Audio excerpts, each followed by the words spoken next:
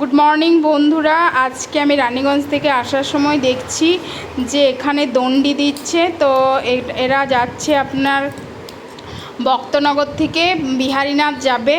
তো দেখে খুব ভালো লাগলো, ভাইদের সঙ্গে কথাও বললাম। ওরা বলল যে কাল দুপুর 2টোর সময় বেরিয়েছি আর কালকের মধ্যে আশা করি পৌঁছে যাব। তো অনেকক্ষণই দেখা হলো, কথা হলো। অনেক ভিড় হয়ে গেছিলো পুরো বাস স্ট্যান্ডটা। তো অনেকে ওদের সঙ্গে কথা বলছিল, সেলফি তুলছিল, আমরাও তুললাম।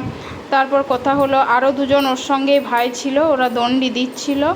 তো দেখে খুব ভালো লাগলো, যাক নিজের চোখেই দর্শন করলাম, এতদিন ধরে ফোনেই দেখছিলাম। তো দেখে আমার খুব ভালো লেগেছে। আজকে দিনটা বেশ ভালোই আমার মনে হচ্ছে পেরোলো। তো বন্ধুরা, তাই তোমাদের সঙ্গে আমি শেয়ার করলাম ভিডিওটা। তারপর আমার সঙ্গে আমার ছেলেও ছিল, তখন ছেলে আর আমি গেলাম দোকানে। ছেলে ওদের জন্য জল বিস্কিট কিনে দিল, ওদেরকে দিল। ওরা, আমার ছেলে দিয়ে খুব খুশি। ছেলে বলছে মা এতদিন ফোনেই দেখেছি, যাক সামনাসামনি দিতে পারলাম, তার জন্য ছেলেও খুব খুশি। ছেলের হাত দিয়ে আমিও দিতে পেরে খুব খুশি। তো বন্ধুরা, তোমাদের সঙ্গে শেয়ার করলাম, ওরাও যেন ভালো করে পৌঁছে যায় নিজের গন্তব্যস্থলে। আমরা দেখলাম, আমার সঙ্গে আমার এক বান্ধবীও ছিল, তো ওকে আর ভিডিওতে নিইনি। ওরা যেন সুস্থভাবে পৌঁছে যায়। যা বৃষ্টি পড়ছে, ওরা ওটাই বলছিল যে যা বৃষ্টি পড়ছে আমরা কিভাবে পৌঁছাবো জানি না।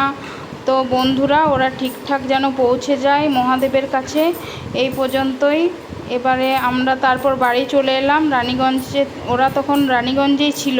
তো তারপর রানীগঞ্জ থেকে ওরা এবারে রানীগঞ্জ থেকে ওরা চলে যাবে বিহারীনাথের উদ্দেশ্যে।